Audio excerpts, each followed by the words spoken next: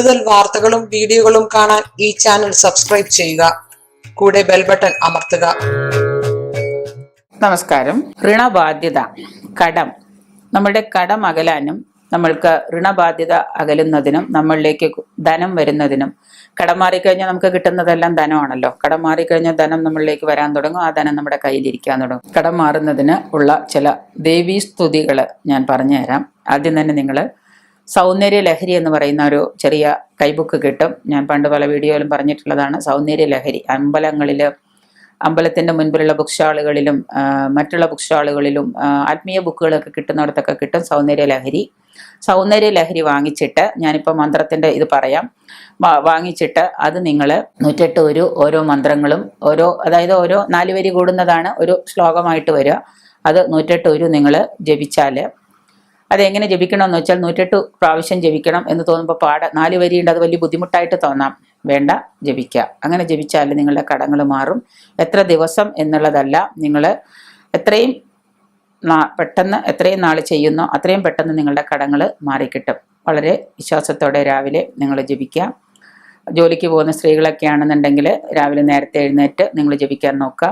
ചിലവർ പറയും 10 മണിക്ക് ജപിക്കണോ, ചിലവർ പറയും 12 മണിക്ക് ജപിക്കണോ. രാവിലെ നേരത്തെ എഴുന്നേറ്റ് എന്ന് പറഞ്ഞാൽ സൂര്യൻ ഉദിക്കുന്നതിന് മുൻപ് എഴുന്നേറ്റ് നിങ്ങളുടെ പണികളൊക്കെ തീർത്ത് ജോലിക്ക് പോകുന്നവർ എന്തായാലും അതിനൊരു സമയം കണ്ടെത്തി ഇത് ജപിക്കാൻ നോക്കുക. അതിന് പ്രത്യേക ഒരു ടൈം ഒന്നും പറഞ്ഞിട്ടില്ല. ഇനി രാത്രി ജപിച്ചാൽ മതിയോ എന്ന് ചോദിച്ചാൽ, രാവിലെ സമയം കിട്ടാത്തവർ പിന്നെ രാത്രിയല്ലേ ജപിക്കാൻ പറ്റുക. പക്ഷേ ഏതൊരു ശ്ലോകവും ഏതൊരു മന്ത്രവും രാവിലെ പ്രഭാത സന്ധ്യയിൽ, അതാണ് പ്രഭാത സന്ധ്യയാണ് രാവിലെ, ആ സന്ധ്യയ്ക്ക് ജപിക്കുന്നതാണ് സൂര്യാസ്തമനത്തോട്. അപ്പോൾ രാവിലെ നേരത്തെ എഴുന്നേറ്റ് കുളിച്ച് ഇത് ജപിക്കാൻ നോക്കുക. കടമൊന്ന് കയറുന്നതിനേക്കാൾ ഭേദമാണല്ലോ കുളിച്ച് ജപിച്ച് മന്ത്രം ജപിക്കുക. നല്ല കാലത്ത് ജപിച്ച് കാവത്ത് വച്ചാൽ സമ്പത്ത് കാലത്ത്, കാവത്ത് വച്ചാൽ ആപത്ത് കാലത്ത് തിന്നാം എന്നാണ് പറയുന്നത്. എന്ന പോലെ തന്നെയാണ്. ഇപ്പോൾ നിങ്ങൾക്ക് ദുരിതങ്ങളോ കഷ്ടപ്പാടുകളോ അത്ര ഇല്ലായിരിക്കാം, ചിലപ്പോൾ വരുമായിരിക്കാം, ചിലപ്പോൾ ഉണ്ടായിരിക്കാം.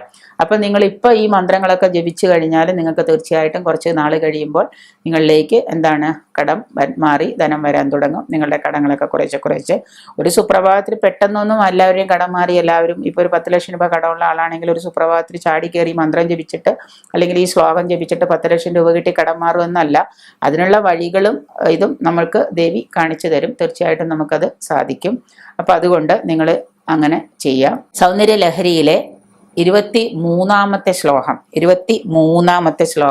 സൗന്ദര്യലഹരി വാങ്ങിച്ചു കഴിഞ്ഞാൽ 1, 2, 3 ഇങ്ങനെ നമ്പർ ഇട്ട് പോകുന്നുണ്ടാവും ശ്ലോകങ്ങൾ. 4 വരി കൂടുന്നതാണ് ഒരു ശ്ലോകം. 23ാമത്തെ ശ്ലോകം. ത്വയാഹൃത വാമം വപുര പരിതൃപ്തേന മനസ ശരീരാർത്ഥം ശംഭോര പരമഭി ശങ്കേ ഹൃദ്മ ഭൂത യദേ തത്വദ്രൂപം സകലമരുണാഭം ത്രിനയനം കുചാഭ്യാമ നമ്രം കുടില ശശി ചൂടാല മകുടം. ഇതാണ് 23ാമത്തെ ശ്ലോകം. ഇത് നിങ്ങൾ 108 പ്രാവശ്യം, കേൾക്കുമ്പോൾ ബുദ്ധിമുട്ടായിട്ട് തോന്നും, 3 പ്രാവശ്യം അടുപ്പിച്ച് നിങ്ങൾ ജപിച്ചു കഴിഞ്ഞാൽ നിങ്ങൾക്കത് ആ ഒരു വാക്കുകൾ നിങ്ങളിലേക്ക് തറാവും.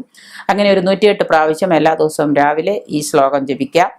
പിന്നെ അടുത്തത് 33ാമത്തെ ശ്ലോകമാണ്. 23 കഴിഞ്ഞാൽ പിന്നെ 33ാമത്തെ ശ്ലോകമാണ് നമ്മൾ ജപിക്കേണ്ടത്.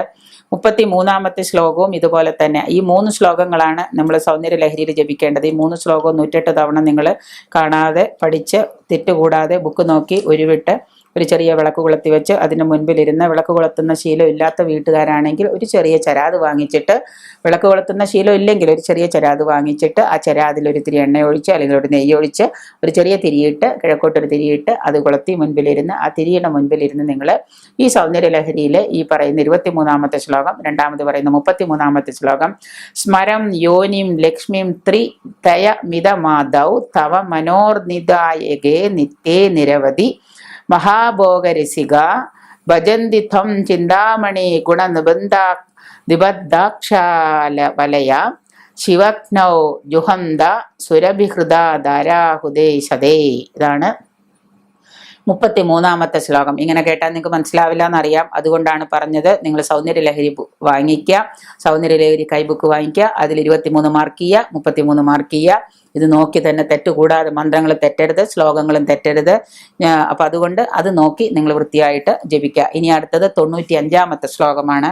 95ാമത്തെ ശ്ലോകം. അപ്പം ഈ 3 ശ്ലോകങ്ങളും നിങ്ങൾ വളരെ ഭയഭക്തി ബഹുമാനത്തോടു കൂടി വേണം നിങ്ങൾ ജപിക്കാൻ. ഇത് 3ഉം നിങ്ങൾ നല്ല വൃത്തിയായിട്ട് ചെയ്യുക. ഒപ്പം തന്നെ പറയുന്നുണ്ട് തങ്ക തകിടിലെ ഈ മന്ത്രങ്ങളൊക്കെ എഴുതി നിങ്ങൾ ഏലസായിട്ട് ശരീരത്തിൽ ധരിച്ചാൽ നിങ്ങൾക്ക് എന്താണ് ഭയങ്കര ധനം വന്ന് കയറും, ഐശ്വര്യ സമൃദ്ധരാകും എന്നാണ് പറയുന്നത്.